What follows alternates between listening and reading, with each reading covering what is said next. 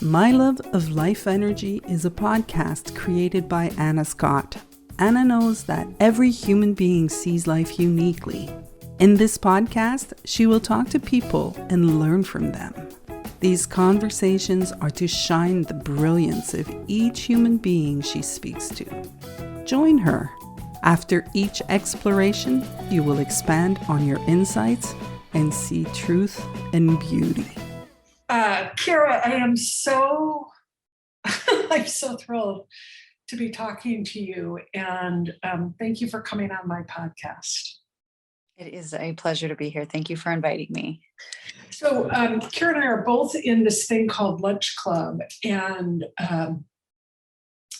we met, and Lunch Club is like you just meet random people. And when I met Kirra, when I met you, I just felt like, Kirra, if you can't see her, but she has a star necklace. And to me, it was like, oh, it just represents who she is as a human being. And just the brightness and the love that you, like, it emanates out of every cell and pore of your body. And we just got talking about what she sees and what she's up to. And I thought it'd be really fun to have her on and talk about it. So Kirra, why don't you tell us a little bit about like what you got you on this journey into this seeking club? Yeah, for sure. I've been writing about the beginning of my journey a lot lately because I'm putting it into sort of a manifesto, if you will, or I don't know whatever you want to call it. I don't want to call it a book because that just seems too big for me to wrap my mind around at this moment. And so I'm just kind of playing with the inception of some of my early bits of my journey. And so I've been thinking a lot about, what brought me on this path. If I go back, way far back into my story, even as a little kid, I spent a lot of time in nature. And I remember always asking myself those deeper questions of like, why are we here? I don't really understand the human experience. And I wouldn't have used that language back then, but that's really what it was. And as a kid, the only thing I really had was my religion. And I did get a lot of nurturing from my religion to a degree because, a lot of religions talk about love. And that always really resonated with me. Except then there were other parts of my religion that I was like, yeah, but that's not love. And even as a little kid, kind of knowing that, but also not knowing what I didn't know and not really trusting my inner self. So one day I just got really angry and disappointed, I think, with my religion and felt a little bit of a betrayal there almost. And so I went on a way more adventure driven, or I don't know if adventure driven is the word, but I went out seeking for other things in the world. I delved into philosophy and alternative, lifestyles, even one might say. I made a lot of money. I went into a success story for a while where I was chasing career and all the trappings of what my parents had for happiness, and I partied. I mean, I did a lot of things, right? I delved into romantic relationships, like something that was going to make me feel happy. Because to me, I was like, well, we spoke about this love and I feel that. And there's got to be this happiness thing here. But especially towards the, middle of my finance career, I was in financial sales. And I just felt like I wasn't fulfilled. And at this point, I had a lot of the trappings of what other people would say, oh, this is where you want to get to. As a kid, I remember looking at adults and being like, I want to be able to do what they do. They're free to do all the things they want to do. And you don't realize as a kid what that actually means. Oops. And all the responsibility that comes with it. You're just like, oh, you just go into life. But basically, in a nutshell, I got to a point where I said, whoever's life this is, like, this just doesn't feel like it's my life. And something felt really missing about, like, I kind of looked into other people's stories and I didn't really see anybody else living a fulfilled life. There were, yes, there were moments of happiness and joy, but, it was never all the time. And that just didn't really make sense to me. Like, they didn't resonate with me. I was like, I still don't understand the point of this. Right. And so I went searching. I would sit in bookstores for hours, just picking up book after book after book and downloading seminars. And we didn't have podcasts back then. I want to say I listened to all these podcasts, but I don't think I listened to any podcast because I don't think that was the technology at the time. But I would jump onto what we had back then were webinars. Oh, so I would let's date ourselves. yeah, which it's not that long ago, but technology moves so fast, but so I was in the era of the webinar and downloading meditations. And I mean, I chanted with the Hare Krishnas. I sat for a 10-day Vipassana. I got my yoga certification. I read about the now. I read about all the different religions. I actually went back and read, my own religion, but I still felt like I hadn't landed yet. And then, a couple pieces of the puzzle kind of came into my sphere, and I felt like I didn't have any more questions at that point. And that was the two major reference points in my life was probably reading some of Eckhart Tolle's work about the now. And then I met my mentor, Amir Zogi, who talks about that bigger picture, and especially intuition. And when I had those two pieces of the puzzle, really, it just became about integrating and living, from what is my soul?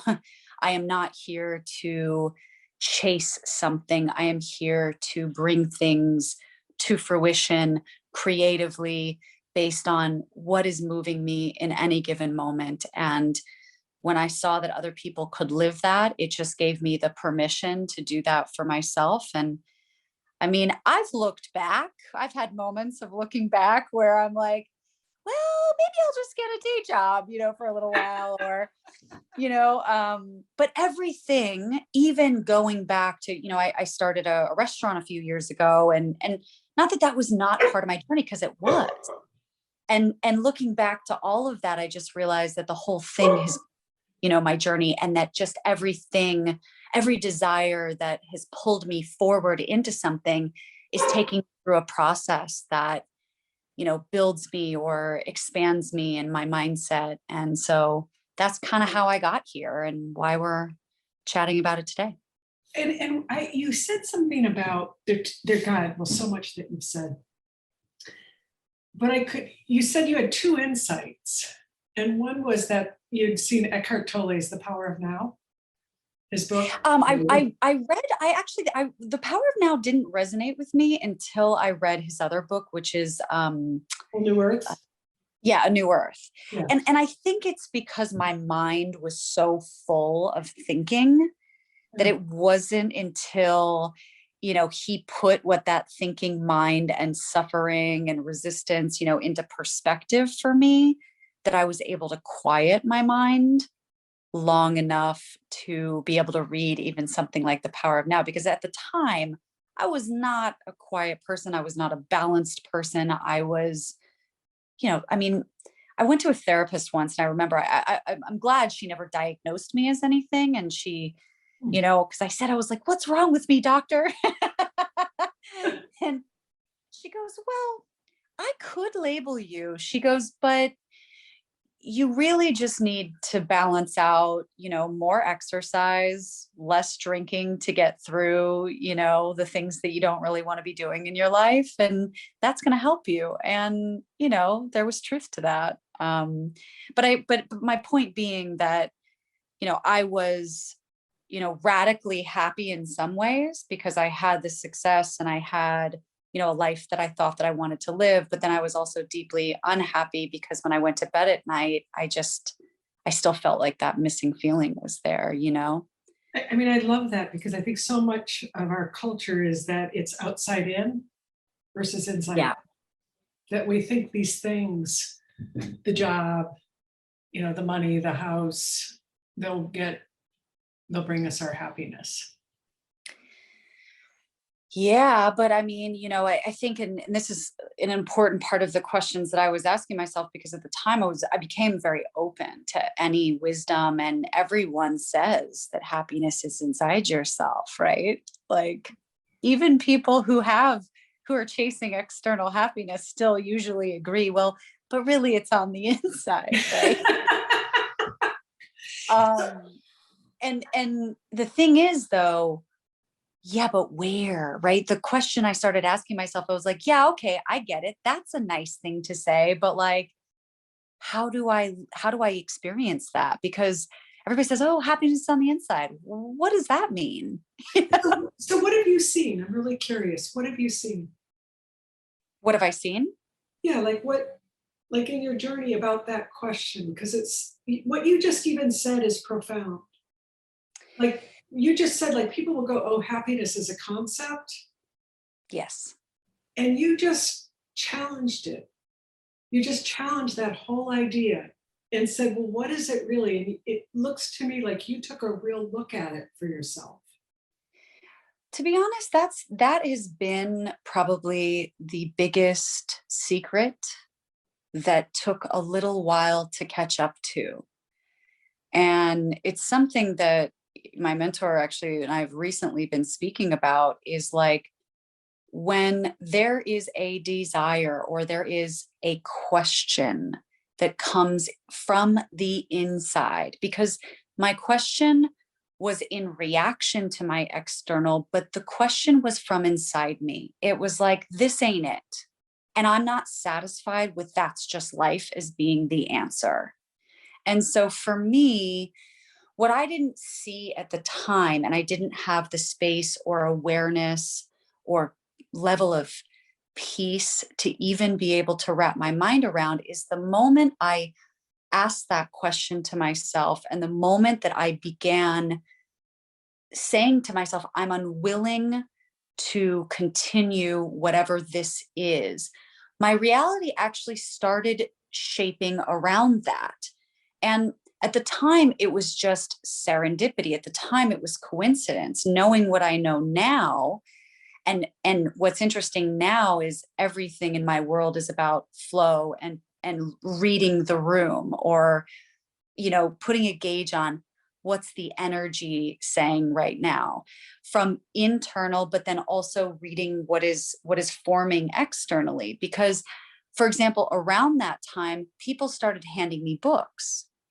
Then I felt, to go down and move to the beach. And when I moved to the beach, I moved in with people who are living a more artistry lifestyle or alternative lifestyles. It was sort of a bohemian renaissance for me. I mean, I was still wearing like, designer shoes and driving my sports car, but, I was surrounding myself with different people, and those people had hippie spiritual books, as I called them at the time, floating on their coffee tables. And slowly but surely somebody would hand me this book, and I would totally be resistant to it, and then I would read it, and it slowly started to change the way that I saw myself and myself in the world.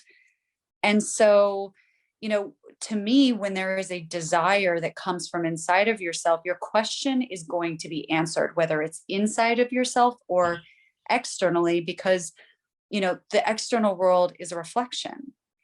But I didn't know that at the time. So everything was a coincidence, right? And it was, I thought I had to make everything happen and fight for it. And, but really, if I look back, it was kind of all taking place. And, I would just keep taking those steps forward to the next thing that I felt moved to do. My friend group changed, all these different factors. So I don't know if that answers the question. I can't remember what it was. Well, the question was, and I think I hear it, what I heard and what you're seeing about it is that when you ask a question, it comes from inside and there's a pure desire that life, the external life starts organizing around it. Yeah. Effortlessly. Yeah. And I thought it was effortful at the time because I didn't have the realization or the awareness or the space to understand that life was mirroring back to me. That life, like I say, when people start talking about intuition, because intuition is a huge part of what I share in what I found, and when people talk about intuition, it's like, oh, but I'm scared to follow it. I'm like, but that's you. Your intuition is who you are, speaking to you in the only way that you have, through your beingness, So I'm And going to ask you a question, because we all, yeah, like, again, we all throw words around language. And I think you have a unique way. I don't know you very well, but my sense is that you have a very clear and specific way that you understand intuition. yeah. Can you share with me what that is? Yeah. So I use intuition for a blanket term because I don't get into the minutia of the varieties of intuition. I'm just using this umbrella of intuition. But for me, intuition can fall under the umbrella of a creative feeling, like, ooh, I feel to go walk to my local cafe, or ooh, I feel to start a business, or it could even be a desire, like, oh, I feel like right now is the time to get a dog, or it could be a knowing about something, like, I'm really feeling like I might be getting into a relationship soon, or it could be a sense, right? That sense of like, this isn't the relationship that I'm meant to be in. It could be, how do you know when somebody in front of you while you're driving, for example, is about to turn in your lane when they have not indicated and they have not budged, but you just get the sense that they might be coming over into your lane? That's all under the umbrella of intuition. There's a knowing, there's just I get the feeling that, really what intuition is doing is sensing energy that is beyond your body. He's agreeing with me. Yeah, let me let my dog in, because he'll keep barking. That would be horrible. What I'm laughing is that 20 years ago, I would talk about energy and people would look at me like I had a third eye. Well, you did. It's right here. Yeah. Well, but energy is something that people are talking about nowadays all the time. So I'm starting to use it just as part of, I know. But it sounds like, so it's like, what's the question I want to ask? It sounds like what you're doing is really deeply listening to yourself and this energy coming through you. Yes. And the energy coming through you, again, it doesn't have to sound like some, woo-woo thing either. It's just, it can be as simple as an idea. Mhm. It's something that people are experiencing all the time. For example, how, like, just to root it in really simple examples, like when you think of someone and they call. Yeah. That's you reading the energy. Call it whatever you want to call it. And I mean somebody who you haven't talked to in a long time, or you get the feeling to call somebody that you haven't talked to in a long time. And they're like, oh man, I was just thinking about you. I've got this opportunity for you. I could tell you stories for days about then following the feeling in reality, and how the feeling is taking you somewhere to an opportunity. You just don't know why you're going in that direction.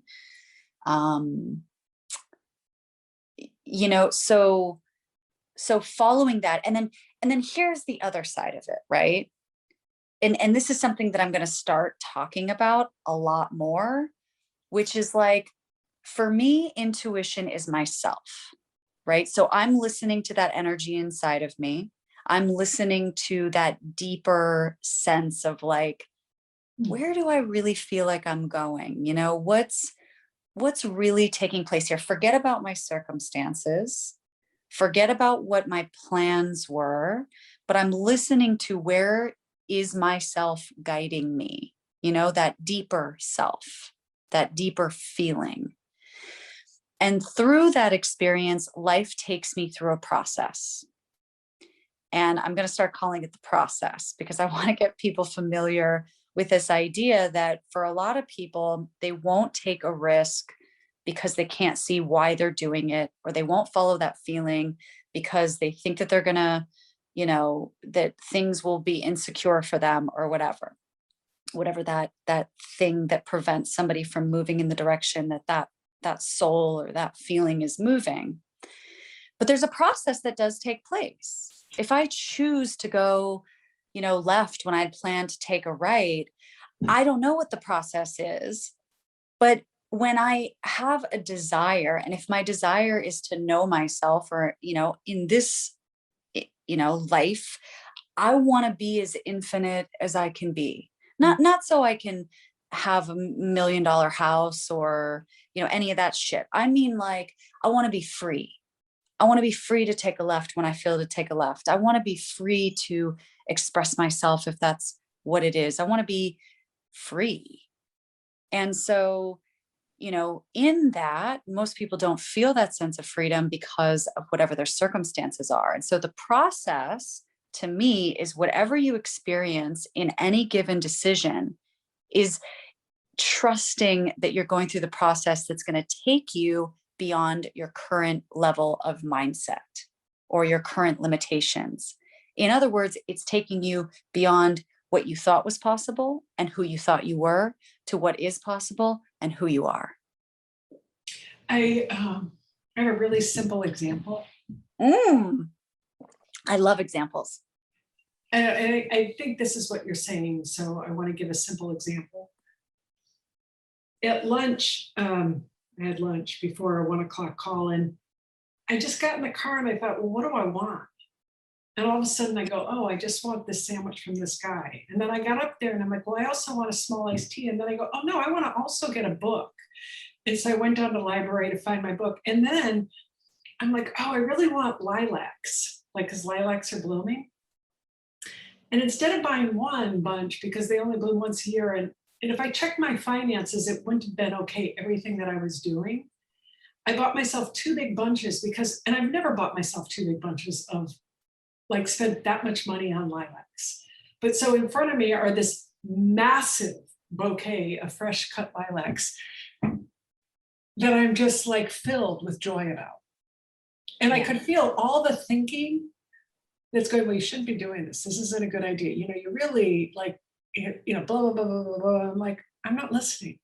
I just kept on going in that direction. And I was so struck by the joy that I received throughout all of it. Yeah. I think that's what you're talking about. Yeah, I mean, to relate this, I'll tell a story, and this gets into a little bit of the, how to bring, or how things are coming to fruition in your every moment, right? There was a story where this is right after I had taken this big leap off the cliff to quitting, a very stable career.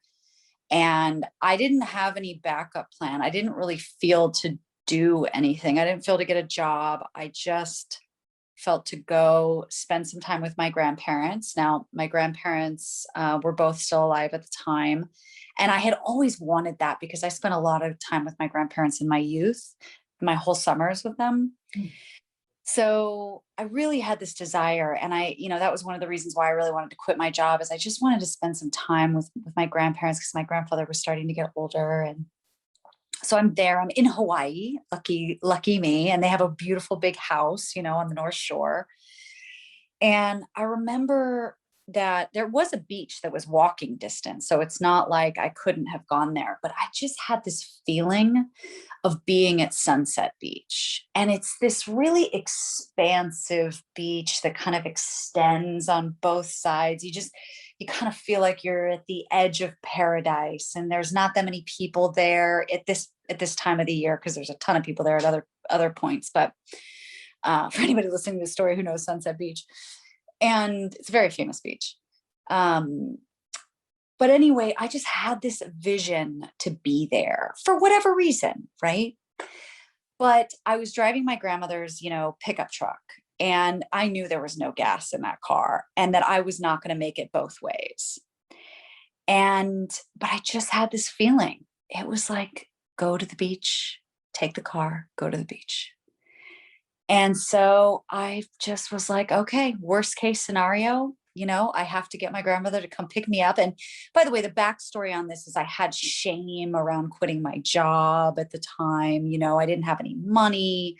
There was a lot of identity being stripped out, so I kind of felt like a loser, and now I felt even more like a loser, and there was all this judgment, and I was being really hard on myself, and so, but this was all very new to me. This was my process that I was going through. I felt to quit my job and do nothing. So then I went through the process of embracing all these judgments, right? That was my process. And anyway, so I finally get down to Sunset Beach and I just let go of all the thoughts. I'm like, you know what? It'll be what it is going to be. This is what I felt to do. I'm trusting the process. So I get down to the beach and I just feel the weight of the world and my identities and all the things just into the ocean. And I dive in and I'm swimming and I'm not thinking about anything. I just felt free to just be in the ocean. And there's sort of a deeper metaphor here for me because, I've spent a fair bit of time, pondering the quote, Rumi's quote, "You are not a drop of the ocean. You are the ocean in a drop." But I felt more drop-ish than I felt expansive oceanness at that time, right? But I was working towards that. And so anyway, I'm in the ocean and I just feel like I'm in the space.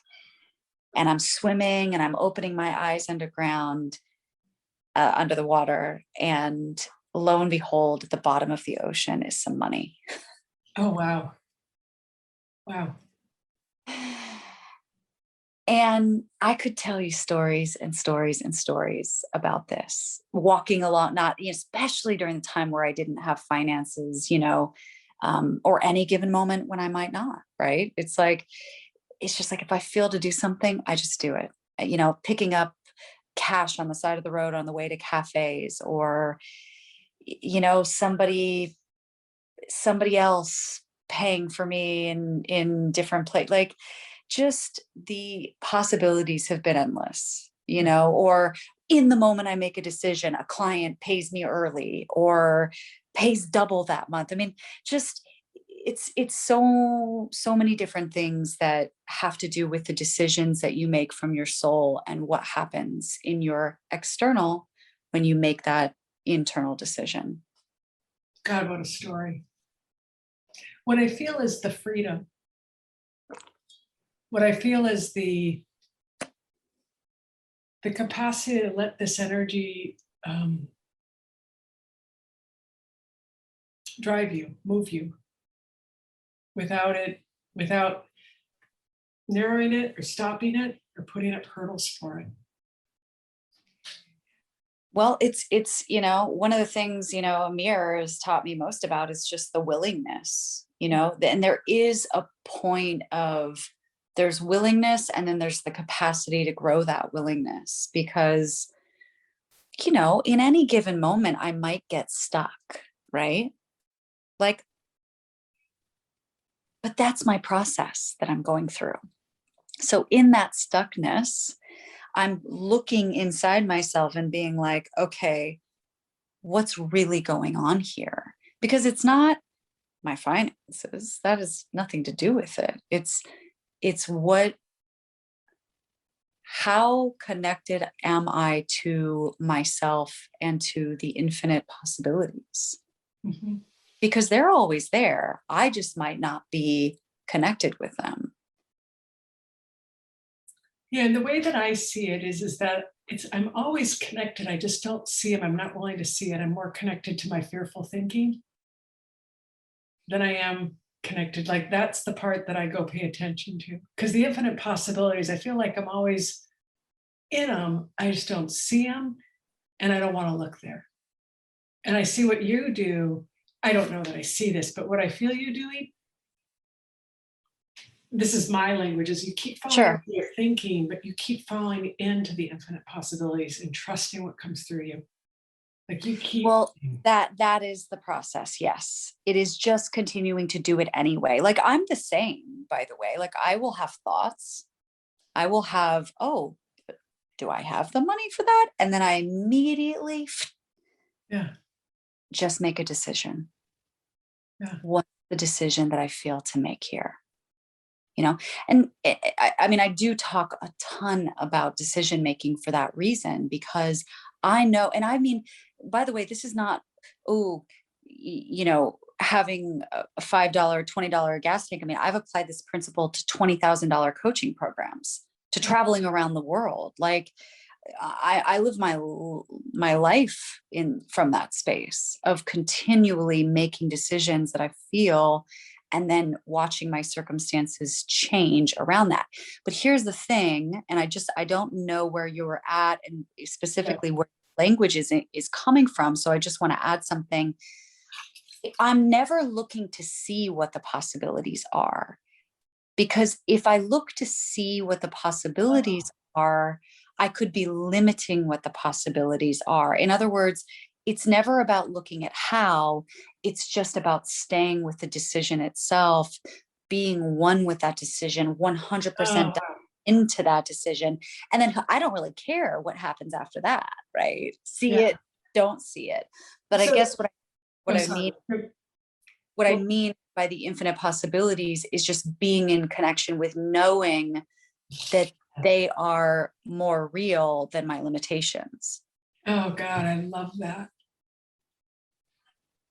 If I am hearing it correctly, is what I feel is like you just keep trusting your knowing. Yeah. It's not luck. It's not looking. It's the knowing that comes through you. Whatever that knowing is, you follow. Yes. Yes. Yes. Yes. Yes. Yes. Yes. And it can look. I mean, because I've had the experience where I just mortgaged my house and last year, and when I, blah blah blah blah, where I paid more money than anybody should have to work with somebody for a year. Yeah. And I just knew I needed to do it. I didn't know Yeah. how when I did it. When I signed up, I didn't know the how. Yeah. Like the how was not there, but I said yes. Yeah. It's that. Perfect example. Yeah. Perfect example. Yeah. Like same thing with me, when I worked, I mean, I'd been working with my mentor for years. I have two stories about, money and manifestation in this way, but like one story was when I first started working with my mentor.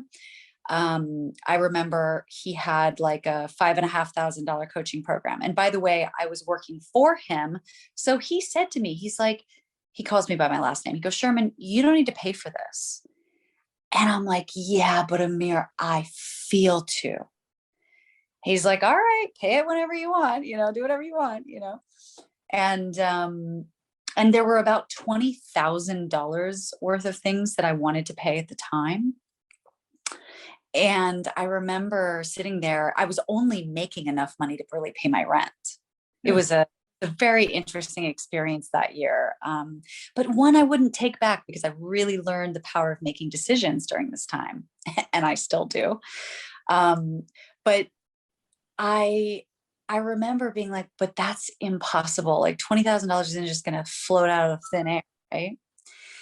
But man, I just was like, I'm paying for all these things. They have to take place.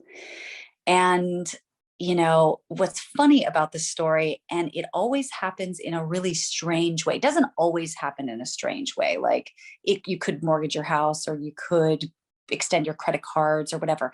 But if you give it enough space and you don't get involved, it'll happen for you in ways that you can't imagine.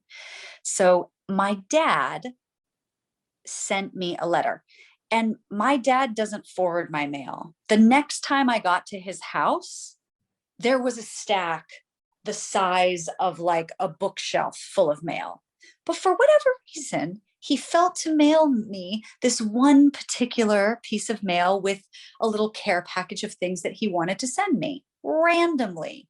It has never happened before, and it has never happened since. I just want to point out how weird it was, right? And more to the point, that piece of mail was forwarded from an address that I lived in like 5 years prior, that had no connection whatsoever. Like the fact that my dad even had this letter was like, what? This doesn't make any sense, right? And this is how it happens. Anyway, turns out there was about $20,000 in some IRA or some account that I had been earning, la da da da da da da da. Yeah. It happens to me all the time. You said something I had never heard before, is if you wait long enough, it will happen in ways beyond what you know. And 100%. I've never heard that before. That's new to me. It's because it's infinite. Yeah, no, I get it. It's like, this is what I'm loving about this show is this podcast, whatever the heck I'm doing, is I love being touched and seeing something new. Yeah. Well, that's what's the power of listening to different, people share about their experiences of this work, because it all hits in a different, slightly different way, slightly different place. Well, it's like everybody sees life uniquely. Everybody's got, like I was just talking with one of my mentors, Dickon, and I said, we're all like a T1 pipe. I used to work for AT&T, and we're all individual channels in this big pipe of life. And once in a while, I get to peek in, and what somebody sees, it expands my channel. Yeah. And I just hadn't heard it. And I'm like, oh, wow, thank you. Thank you.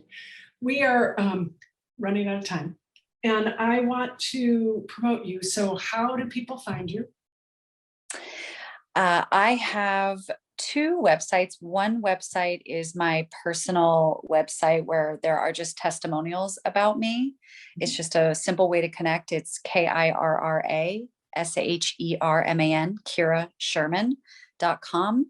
And then my business site, if you will, is gobeyondmindset.com. Great. That is more a focus right now on business in the flow. I will put these up so if people heard you, want to connect to you. One of my favorite things to do is connect people to who people want to find. And Cool. They can find that. Okay. I'm just thrilled that you took the time. I really, really appreciate it. Anytime. I love sharing these stories, and I love sharing my experience. And yeah, so we should have a part 2 one day. I would love that. Okay. Thank you.